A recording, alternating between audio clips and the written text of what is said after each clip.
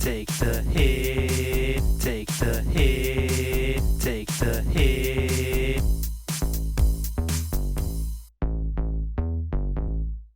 Welcome back to FPL Take the Hit. You're here with Mick and Joff. Today we're doing our Quickfire Gameweek 10 review. We're going to get straight into it, Joff. Take us through your game week, mate. All right. So look, relatively happy. 57 points. A bit of a red arrow down to about 35k. But hey, I can't complain. I'm still up there. And to have no Leicester options and to still get away with just a little bit of a rank drop, I'm pretty happy, man. Cause No Leicester? What happened, man? You didn't realise they were playing Southampton? I don't understand how Southampton's that bad. But if they didn't get that VAR red card, come on, that would not have 9-0. You know, when I woke up, I checked the scores live, and I seen it, and it looked like 0-0, and I'm like, oh, fine, that's, fair enough. So then I went to say who started or whatever, in live score. Check in live score, it says 8-0. I'm like, what? And then, put the game live, just to see Vardy's last goal. Anyway, we'll talk about that later. I'll talk about this team. Yeah, so I'm relatively happy. I mean, Sterling captain, he did the business. He got 11 points after his Champions League hat-trick, which I'm very, very happy about because I needed some sort of points in this team this week, especially with Peters. I got Peters for the -1 this week, which was fabulous. Thanks, buddy. And yeah, I got a couple of the assists there. I got KDB's assist, which I'm sure you'll elaborate on with him being your captain, and Mount and Abraham's assist. So not too bad, man. How about yourself? How'd you go? Mate, I had one of those weeks that you dream about when you play this game. I ended up on 78 points, so nice point tally. I took a hit this week, -4. Made 2 transfers, so I had enough of the Pookie party. I think I probably overstayed my welcome. I ended up just crouching around in a little bedroom. I thought, no, I've had enough Pookie party. I'm leaving this house. And I jumped on Jimenez. Didn't get a return from him. No big deal. But I made the move from Aubameyang to Jamie Vardy. So I was very happy with that 9-0. Good week for it. Far out. Couldn't be happier, really. I mean, I was a bit worried when I was watching the mini match, and poor old Jamie Vardy hadn't been involved in any of the first 5 goals. Yeah, and true. All of a sudden, this avalanche of assists and 3 goals and his hat-trick towards the end. So awesome with that. I can't really. I'm just all jittery about that. Anyway, Captain De Bruyne. So pretty upset with the VAR decision. But what can you do? End up getting the assist. No big deal. Had Salah, Sterling in there. The usuals. And the only really other thing of note was I started Gazaniga in goal, and he went on and made 12 saves, I think it was. And actually insane.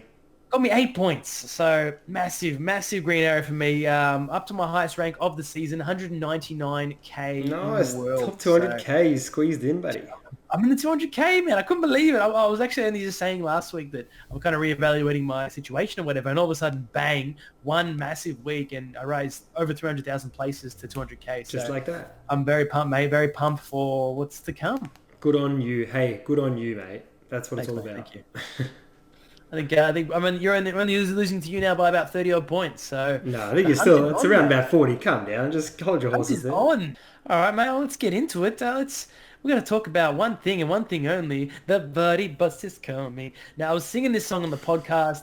I'm going to be singing it all week, really, because I took the plunge. I brought in Jamie Vardy. I could just see that it was time to bring in Leicester assets, and now everyone else is going to bring him in, and so they should. The guy had an absolute cracker, and the fixtures to come are just amazing. I mean, I don't know why you don't own Jamie Vardy. Why don't you own Jamie Vardy, John? Oh, come on, man. Look, Aubameyang's blanked 3 times in a row now. He's gone now. I've already made the transfer to get in Vardy. I wanted to escape that drop there and the rise. So, but come on, man. This is a week that obviously Vardy's screaming at you, put me in. You know what I mean? He's obviously the leading top scorer now. But that game was just if Bertrand doesn't get a red card, this doesn't happen. Like maybe Vardy gets a double or some shit, but not like that. That was just it's still insane, really. They just ripped him apart, mate. It was literally it was like a schoolyard game. That's how bad it was. Like Southampton just did not put in anything at all. They weren't even putting in tackles. Like Chilwell had the freedom of the left wing. That was his own little grazing field. He was just grazing with the horses and just whipping in crosses. I mean, he's actually someone to look at. I'm actually looking at Chilwell. I thought he was overpriced at 5.5 million, but on the back of that performance, I understand he got 19 points and he ended up getting a goal and 2 assists, but the actual performance he put in, it was one of the best left wing back, how we want to put it, performances I've ever seen. It was unreal. Yeah. He was just unmarkable. Yeah, he killed it. He got a massive amount of points as well, just like Tillemans as well, and Madison obviously got his points as well. So those Leicester options, they're options. They're plays to look at definitely. And I mean, look, I wouldn't jump on all of them in a hurry. I think they're all great options, especially people that are in Pereira. Pereira only got 6 points as a defender as well, and he's the most expensive defender. But look, I like Madison. I do like Madison. I think he's a great option, especially his free kick form this season's been great. Yeah, absolutely. I think I rate Tillemans over Madison. There you go. Just a bit of a price differential as well. And I'm just liking what I'm seeing from Tillemans this season. He's getting forward. He's really playing advanced. Yeah, he's playing really advanced, up in behind Vardy. What about Perez though, mate? The forgotten man. Insane. Really. We all owned him once upon a time this season. We did all own him. I think he's down to like 6 million. He's dropped massively because he was very highly owned at the start of the season. Yeah, he's one to watch now. He gets his first Leicester goal and backs it up with a hat trick. Turns into 3 of them. That's just insane. I mean, you kind of have to look at him. I mean, he's got to be in your peripheral, but I wouldn't get basically on the bandwagon right away. I'd probably wait a week or two to see if it's just a one hat trick pony, which it probably is. But who knows? If he could be the real deal. We still, I mean, he's still the same player he was 10 weeks ago to now, which when I owned him. So I'm open minded to getting him in the next couple of weeks. You never know.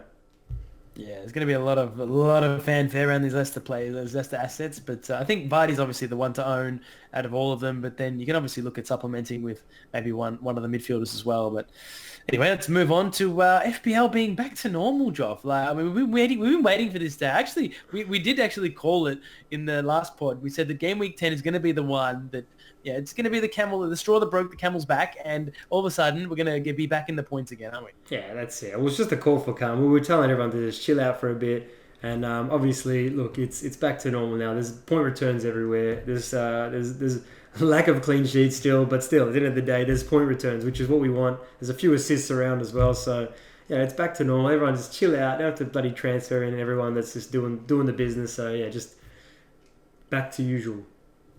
Yeah, I'm enjoying. I mean, obviously, I'm pretty chuffed that I got a massive green arrow, but it's just good to see a lot of goals being put on the board, you know, and obviously VAR, kind of falling both ways as well, but it was okay. I didn't mind VAR too much this week. It's like a week to week bloody comments. It's like, did you like VAR this week? Yeah, it was all right. I mean, it's still shit. It's a strange one VAR, but I mean, one thing we can't second guess is Pep Guardiola, mate. Like.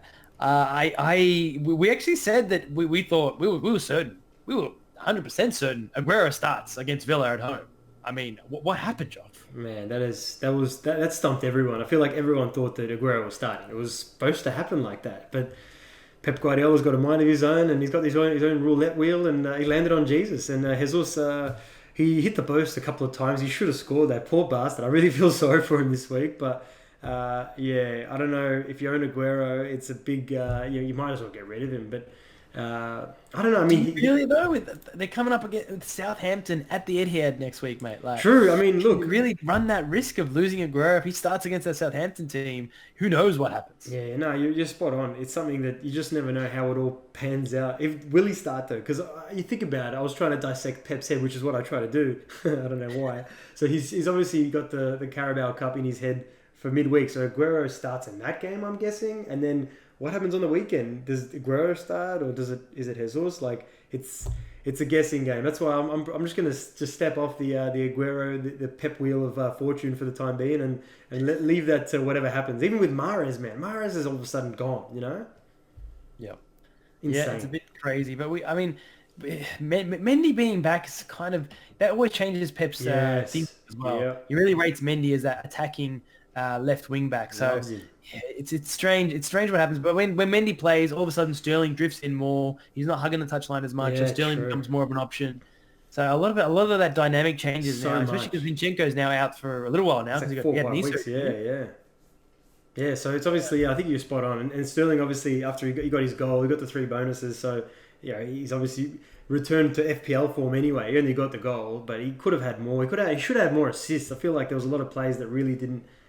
Find the target in that game, but KDB robbed of the goal as well. So Yeah, it was a bit strange that like FPL's gone one way and then official, EPL's gone the other way. So the goal's actually going to be Kevin De Bruyne's goal. So it's weird that, and there's people that should be pissed off rightly. And I had him in my team as well, and yeah, you captained him. So what do you do? I suppose you can't do much. Well, VAR, it's not the first or the last time VAR is going to upset me this season, mate, or anyone else. So I'm used to it, even though it isn't even a short span of time with VAR. You kind of do get used to it, eh? Yeah, that's the thing. So, but I mean, what we are saying though is that basically Sterling and KDB are the only two real options you can look at for City attackers because without rolling the dice, and even they're still a roll of the dice away from getting a rest with Pep Guardiola. So, but I mean, I own them both, and I was considering Aguero until he got benched against Aston Villa. Now he's just firmly out of my thoughts completely. Yeah, there's no point. Jumping on him anyway. But we'll move on to a few players you can jump on, a few budget enablers. So we've got Connolly from Brighton. I think he's a great option, 4.6 million.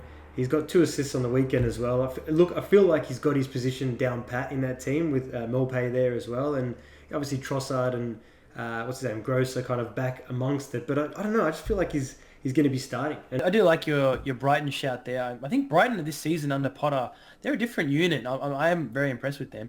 So I brought in Gazaniga in goal just because that was the exact money that I only had 4.4 million.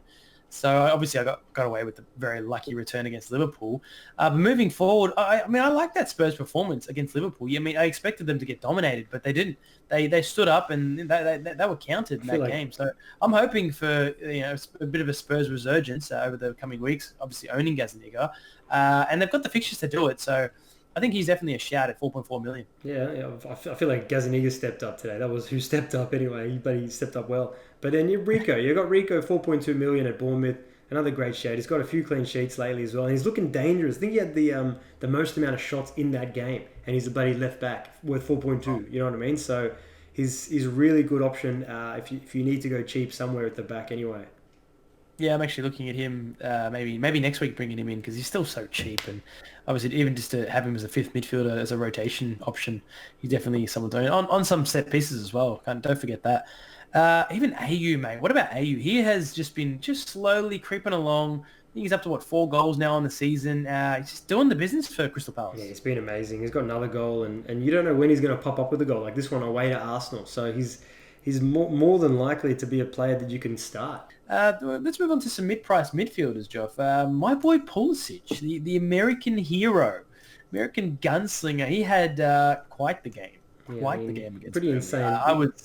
I was very taken back by that. Perfect hat-trick.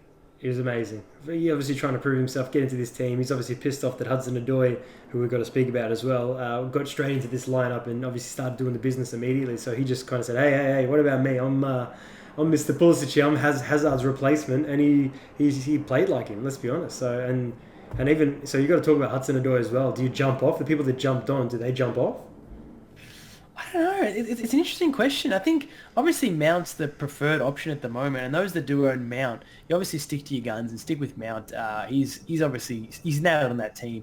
But now it's obviously there's going to be some rotation between Hudson, Pulisic, maybe even Willian if Pulisic starts to push Willian out of the team. Because I mean, Willian has played okay. He's probably one of the stalwarts, one of the elder players in that Chelsea young guns lineup. But I mean, you got to look at Pulisic now. After that performance, I mean, that's the thing. You got to rest it all on one performance. I want to see more from him before I even consider bringing him in. Yeah. But there are going to be these gun-ho managers out there that are just going to pull the trigger and bring in the gunslinger Pulisic himself. But I don't know, man. That performance was amazing, though. The tenacity he showed, every time he picked up that ball, he just drove it that hard of that Burnley defense, and they just had no answers. He looked amazing. He really did. And another player that we've got to look at as well, and Anthony Martial. Does he matter again? That's the question that I want to know, because I love the guy. I think he's so underpriced if he's going to start every game and if he's going to not be injured. But can you trust him?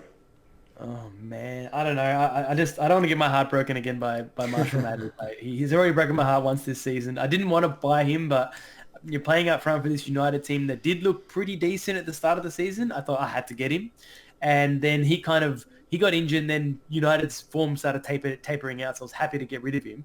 But now that he's back and United have this juicy juicy lineup of fixtures coming up. So Rashford and Marshall are definitely options. I'm personally not going to go anywhere near them, but you know there are a lot of United fans out there, so that they will get ownership. Oh, 100%. Their ownership will rise. Well, thank you so much for watching, guys. Thank you to all our subscribers. We're up over 800 subscribers now, so really chuffed and really happy about that.